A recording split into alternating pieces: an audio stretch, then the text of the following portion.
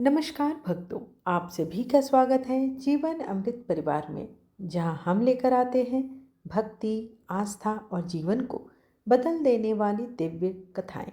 आज का यह पावन दिन बेहद खास है, क्योंकि आज हो रहा है मां शैलपुत्री का दिव्य आगमन।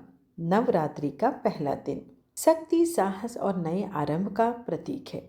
अगर आप चाहते हैं कि मां की असीम कृपा, सुख, समृद्धि और जीवन में सकारात्मक बदलाव हो, तो इस वीडियो को अंत तक जरूर देखें और कमेंट में लिखें जय माता दी।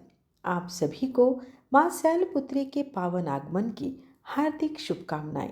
मां आपके जीवन में सुख, शांति और समृद्धि का वास करे, हर संकट दूर हो और आपके घर में खुशियों का आगमन हो। मां शैलपुत्री की कृपा से आपके जीवन में नई ऊर्जा, नई शुरुआत और सफलता का प्रकाश फैले। जय माता दी। वीडियो का आरंभ करने से पहले आइए सर्वप्रथम जानते हैं कि आज का शुभ पंचांग क्या है। पंचांग के अनुसार 19 मार्च से चैत्र महीने का शुक्ल पक्ष शुरू हो रहा है। आज प्रतिपदा तिथि है। प्रतिपदा तिथि सुबह 6:52 से लेकर 20 मार्च 2026 को सुबह 4:52 तक रहेगी।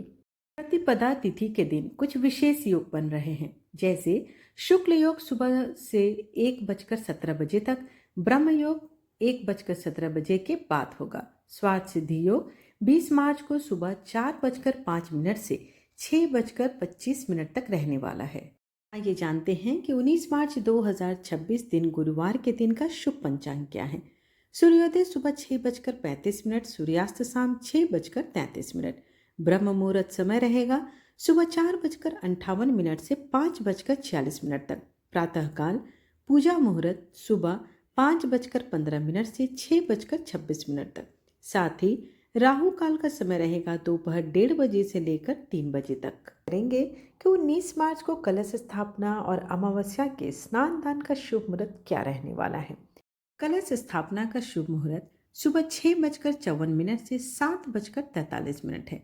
वहीं अभिजीत मुहूर्त दोपहर 12:10 से 12:58 तक है। तो इन शुभ मुहूर्त पर आप कलश स्थापना कर सकते हैं। अब जानते हैं कि अमावस्या के स्नान दान का मुहूर्त कब है। साथ ही चैत्र अमावस्या स्नान दान का मुहूर्त 19 मार्च 2026 को प्रातःकाल 5:42 से 7:12 तक रहने वाला है। माता शैलपुत्री हिमालय राज अर्थात शैल की पुत्री है।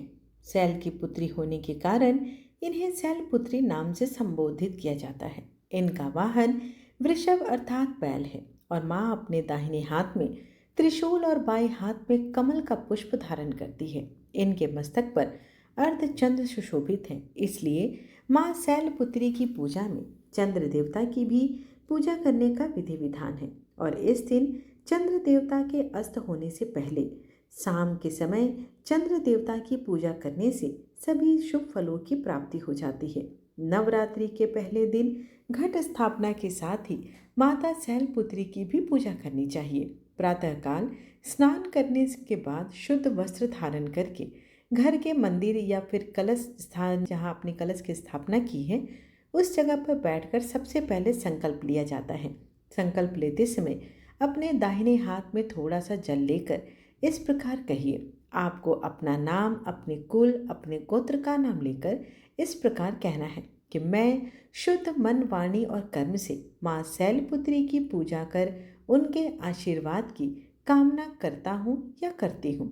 इसके अलावा आप यदि नवरात्रि के पूरे उपवास रखना चाहते हैं तो भी संकल्प लेना चाहिए, और यदि उपवास नहीं रख रहे हैं तो केवल पूजा 9 दिन तक कर रहे हैं तो उसका भी संकल्प लेना चाहिए। इसके बाद संकल्पित जल को भूमि पर छोड़ दीजिएगा। अब माता रानी का ध्यान करते हुए आप यदि तस्वीर है तो उस पर जल का छींटा देकर माता को भक्ति भाव से स्नान कराएं। प्रतिमा है तो प्रतिमा को स्नान कराएं। उसके बाद उन्हें पोंछकर वस्त्र धारण कराएं। चंदन, रोली, कुमकुम का तिलक लगाएं। माँ का प्रिय रंग सफ़ेद, गुलाबी और नारंगी है। इन्हीं रंगों के वस्त्र को धारण करके पूजा स्थल पर पूजा करनी चाहिए। पूजा में घी से बने हुए व्यंजन और ख़ास तौर पर घी से बना हुआ भोग जैसे खीर या फिर रबड़ी, मावे, लड्डू आदि अर्पित करना श्रेष्ठकर माना जाता है। इसके अलावा आप पान, सुपारी, लौंग, इलायची का भोग प्रतिदिन माँ को लगा सकते हैं। यदि आपके पास कोई विशेष व्यंजन ना हो तो भोग सबसे अंत में लगाना चाहिए। सबसे पहले धूप दीप जलाकर माँ का पूजन करें। माँ के मंत्रों का जाप करें। माँ के मंत्र हैं ओम देवी शैलपुत्री नमः। प्रार्थना मंत्र है वंदे वांछित लाभाय चंद्रात कृत शेखराम वृषारूढ़ा शूलधराम शूलपुत्रीम यशस्वनी स्तुति मंत्र है। या देवी सर्वभूतेषु माँ शैलपुत्री रूपेण संस्थिता नमस्तस्यै नमस्तस्यै नमस्तस्यै नमो नमः। इन मंत्रों के अलावा ओम दुम दुर्गाय नमः मंत्र का भी आप जाप कर सकते हैं और ओम ऐं ह्रीं क्लीं चामुंडाय विच नमः इस मंत्र का भी आप जाप कर सकते हैं। माँ के चरणों में कुछ दक्षिणा अर्पित करें। माता रानी को श्रृंगार की सामग्री अर्पित करें।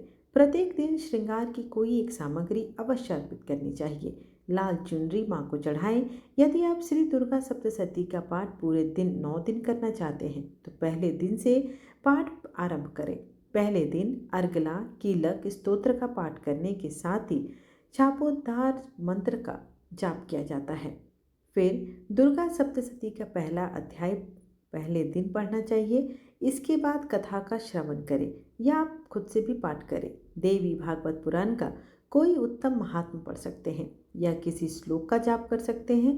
फिर सबसे अंत में श्री दुर्गा चालीसा का पाठ करें और कपूर जलाकर माता की आरती उतारें। आरती उतारने के साथ ही आप माता से अपने पूजा के लिए क्षमा याचना करना बिल्कुल ना भूलें। पौराणिक कथाओं के अनुसार राजा दक्ष ने अपने निवास पर एक यज्ञ का आयोजन किया था जिसमें उन्होंने सभी देवताओं को बुलाया, लेकिन अपने अपमान का बदला लेने के लिए उन्होंने शिव जी को नहीं बुलाया। माता सती ने भगवान शिव से अपने पिता द्वारा आयोजित किए गए यज्ञ में जाने की इच्छा जताई। सती के आग्रह करने पर भगवान शिव ने भी उन्हें जाने की अनुमति दे दी, लेकिन जब सती यज्ञ में पहुंची तो वहां पर पिता दक्ष ने सबके सामने भगवान शिव के लिए अपमानजनक शब्द कहे।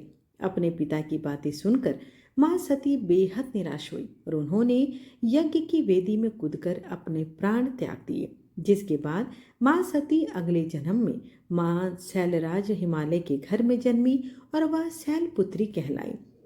माता को शाम के समय में एक छोटे से मिट्टी का बर्तन में जिसे आप कह सकते हैं हवन दिखाने के लिए आता है, उसमें आप गोबर के उपले रखकर उसमें कपूर, लौंग, घी डालकर साथ में उसमें सुगंधित धूमना भी आता है। इन सभी को मिलाकर अग्नि प्रज्वलित करनी चाहिए। उसके बाद उस धूमने को पूरे घर में दिखाना चाहिए।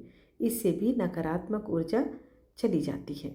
यदि आपने कलश की स्थापना की है तो पूजा का शुभारंभ कलश स्थापना से होना चाहिए और विघ्नहर्ता भगवान गणेश जी की पूजा के बिना कोई भी पूजा आरंभ नहीं होती। तो कोई भी व्रत प्रारंभ करने से पूर्व गणेश भगवान का ध्यान अवश्य करें। सभी नव दुर्गाओं का ध्यान करें और यदि आपने नवग्रह यंत्र रखा हुआ है तो नवग्रह यंत्र का पूजन करें। नवग्रह मंत्र का जाप कर सकते हैं या उनके स्तोत्र का पाठ भी पढ़ या सुन सकते हैं। कलश की स्थापना के बगैर कभी भी आप माँ शैलपुत्री की पूजा कर सकते हैं। उपवास रखने में समर्थ ना हो तो आप माता रानी की पूजा 9 दिनों तक पूरे श्रद्धा भाव से भी कर सकते हैं। इस प्रकार पूजा करने के बाद आप व्रत रखें। शाम के समय एक बार फिर से साफ स्वच्छ वस्त्र धारण करके माता की पूजा करें। माँ को भोग लगाएं। भोग शाम के समय आप फलाहार का लगा सकते हैं जिसमें आप आलू, लौकी या कुट्टू से बने हुए सात्विक व्यंजन का भोग लगा सकते हैं। इसके अलावा पान, सुपारी, इलायची का भोग लगाने से भी अगर भोग में कोई भी कमी होती है तो वह पूर्ण हो जाती है। नवरात्रि के पूरे 9 दिनों में से हो सके तो एक छोटी कन्या को फल का दान जरूर कराएं। उसके बाद प्रसाद रूप में आप स्वयं उसे ग्रहण करें और इसके अलावा गाय के एक हिस्सा भी आपको फलाहार में से निकालकर गौ माता को भी खिलाना चाहिए। ध्यान रखें, नवरात्रि के व्रत रखने वाले भक्तों को किसी दूसरे के घर का फलाहार या जलपान नहीं करना चाहिए और इस बीच हो सके तो आप बिल्कुल भी किसी से लड़ाई झगड़ा या नकारात्मक बातें न करें। आशा करती हूँ कि आपको आज की जानकारी लाभप्रद लगी हो। वीडियो को लाइक करें, शेयर करें और चैनल जीवन अमृत को सब्सक्राइब करना बिल्कुल ना भूलें, क्योंकि यहाँ मिलती है रोज़ ऐसी ही दिव्य और चमत्कारी जानकारियाँ। धन्यवाद।